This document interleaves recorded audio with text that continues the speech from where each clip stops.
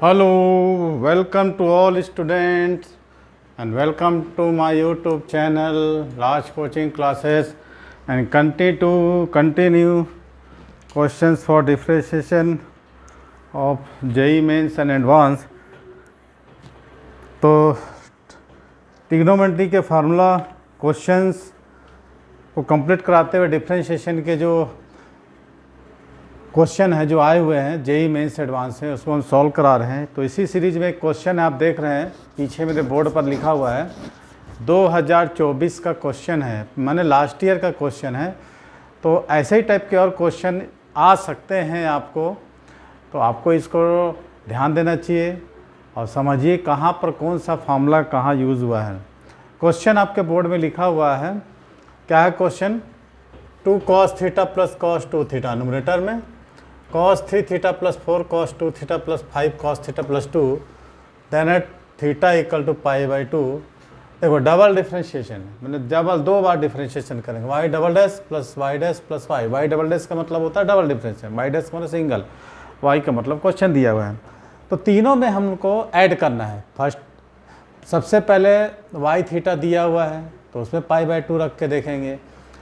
पहले इसको सॉल्व कर लेते हैं। चलिए सबसे पहले इसमें रखना बेवकूफ़ी होगी, तो सोचिए इसको अपन सिंप्लीफाई कैसे करेंगे। तो ट्रिग्नोमेट्री का चैप्टर मैंने करवाया था तो उसमें सारे फॉर्मूलेस को हमने इंक्लूड किए थे। तो सबसे पहले अपन डिनोमिनेटर को देखते हैं, क्या दिया है? cos 3 थीटा लिख लेते हैं, फिर सोचते हैं 4 cos 2 theta plus 5 cos theta plus 2। देखिए यहाँ पर cos theta cos 2 theta cos 3 theta है, ये है ना डिक्रीजिंग ऑर्डर में, इधर से है ना इंक्रीजिंग ऑर्डर में। तो मैं यहाँ पर cos 3 थीटा का फार्मूला और cos 2 थीटा का फार्मूला लगा देता हूँ। इसीलिए मैं आप लोगों को बोलता हूँ फार्मूला को एकदम माइंड में रखिए। cos 3 थीटा का क्या फार्मूला होता है उसको फटाक से लगा दीजिए। क्या है? 4, यहाँ लिख देते हैं 4 cos cube theta minus 3 cos theta, ये लग गया प्लस 4। देखिए cos 2 थीटा का दो फार्मूला था, 3 था बेसिकली हम लोगों ने जब बनाया था इसको, cos square theta minus sine square theta ये था। फिर cos स्क्वायर को ब्रेक किए थे तो 1 माइनस 2 साइन स्क्वायर थीटा, और साइन स्क्वायर थीटा को आइडेंटिटी लगाए थे तो क्या मिला था हमको? 2 cos स्क्वायर थीटा माइनस 1। तो इसी के चलते यहाँ पर हम क्या लगा देंगे? यहाँ पर ये इस cos 2 थीटा की जगह हम लगा देंगे 2 cos स्क्वायर थीटा माइनस 1। ठीक, बाकी हम इसको वैसे ही लिख दिए हैं, सिंपल सा। और यहाँ पर मैंने लगाया है 4 cos, ये भी फार्मूला है cos 3 थीटा का, जो मैं अलग कलर से आप लोगों को शो करने के लिए लिख दे रहा हूँ। अब इसको जब हम तोड़ेंगे तो 8 हो जाएगा, ये माइनस 4 हो जाएगा। अब ध्यान दीजिए यहाँ पर कि क्या क्या होगा। ठीक है, चलिए तोड़ते हैं। 4 cos cube theta minus 3 cos theta, चाहो तो डायरेक्ट लिख सकता था, 4 2 जा 8 cos स्क्वायर थीटा है ना, minus 4 plus 5 cos theta plus 2। अब देखिए ये दोनों, ये और ये दोनों और ये दोनों सब्ट्रैक्ट हो जाएंगे, तो क्या बचेगा हमारे पास? 4 cos cube theta plus 8 cos square theta plus 2 cos theta minus 2। अब देखिए ये एक बन गया पॉलिनोमियल। अगर हम cos थीटा को x लेते हैं 4x क्यूब प्लस 8 है ना, क्या आ जाता है? यदि अगर आप लोग देखिए आईटी का एग्ज़ाम दे रहे हैं, डायरेक्ट में कर सकता था यहाँ पर। यदि मैं 1 पुट करूँ cos थीटा की जगह तो 4 प्लस 8 है ना प्लस 2 माइनस 2, कट नहीं रहा है, माइनस 1 पुट करूँ तो माइनस 4 प्लस 8 प्लस है ना और माइनस 2 तो कट गया नहीं, मैंने cos थीटा प्लस 1 इसका फैक्टोराइज हो गया। तो अगर आप लोग ऐसा नहीं कर सकते हैं तो फिर क्वेश्चन जो है कुछ लंबा खिंचाएगा, या फिर ऐसा भी कर सकते हैं 4x cube plus 8x² plus 2x minus 2, और यहाँ पर रख देते हैं x प्लस 1, है ना। मैंने x इक्वल टू -1 इसका फैक्टराइज आ गया, x इक्वल टू 1 रखेंगे तो x² प्लस x, है ना। पहला 4 है तो 4x² 4x³ प्लस 4x², ऐसा कुछ आएगा 4x² प्लस 2x माइनस 2। अब इसको हम किससे करेंगे, 4x से, है ना। तो 4x² प्लस 4x कितना बचेगा, -2x माइनस 2, या -2 चले जाओ, -2x माइनस 2, ऐसा भी आ जाएगा, है ना। तो आप लोग डायरेक्ट इसको इस टाइप से फैक्टराइज कर सकते हैं। x की जगह हमने क्या लिखा था, cos थीटा, तो इसका फैक्टराइज हो गया cos थीटा प्लस 1 और 4 cos² theta plus 4 cos theta minus 2, ऐसा हुआ कि नहीं। ये ऐसा आप लोग कर सकते हैं पॉलिनोमियल में, तो डायरेक्ट भी तोड़ सकते हैं, डायरेक्ट भी तोड़ सकते हैं, है ना। यहाँ लिख देते हैं इसको, फैक्टराइज बन के क्या बना, cos थीटा प्लस 1 और 4 cos² theta plus 4 cos theta minus 2, ये हमारा बन गया, फैक्टराइज हो गया। किसी को कोई दिक्कत यहाँ तक, ऐसा फैक्टराइज हमने कर लिया, ठीक है। अब देखिए इसको करने के बाद ये तो हमारा अभी क्या हुआ है, सिंप्लीफाई चल रहा है। अब आप लोगों ने एक क्वेश्चन और पढ़ा होगा, 2 cos² थीटा माइनस 1, है ना। क्या पढ़ा होगा, 2 cos² थीटा माइनस 1। अब इसमें से कॉमन ले लेते हैं तो यहाँ 2 हो जाएगा, ये 2 को यहाँ लिख देते हैं, यहाँ 2। अब देखिए यहाँ पर हो जाएगा 1, तो इन दोनों को यदि हम एक साथ ले लेते हैं, इसको अंडरलाइन कर देता हूँ मैं, यदि ये 2 cos² थीटा माइनस 1, ये क्या होता है, cos 2 थीटा का फॉर्मूला होता है 2 cos थीटा प्लस 1, ये क्या बचेगा, cos 2 theta plus 2 cos theta.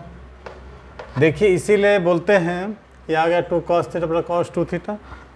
इसीलिए फार्मूला को याद रखना बहुत ज़रूरी है कि कहाँ पर कौन सा फार्मूला कैसे अप्लाई करना है। जब इसको हम डिनोमिनेटर में अप्लाई कर देंगे अगेन,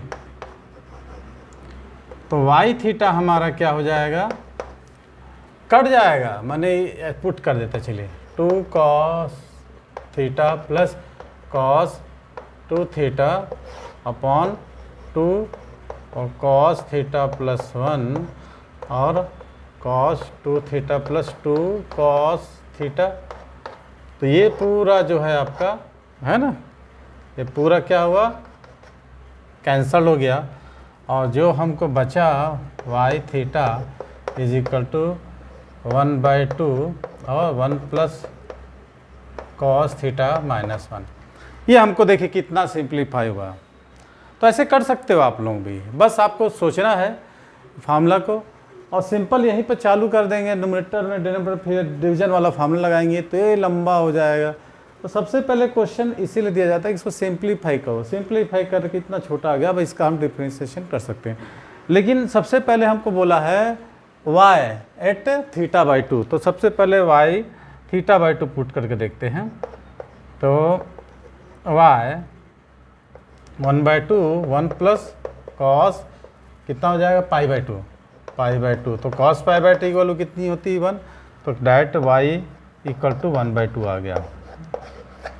गया। अब डिफ्रेंशिएशन करना हम स्टार्ट करते हैं। डायरेक्ट डिवीजन फार्मूला आप लगा सकते हो, लगाएं। यहाँ तक कोई डाउट, इधर पीछे किसी को, देखिए trigonometry is the fundamental base for all competitive exams and school based exam. और आप लोग 10th से पढ़ रहे हैं, CG वाले या स्टेट बोर्ड वाले 9th से पढ़ रहे हैं। अब इसका हम डिफ्रेंशिएशन करते हैं।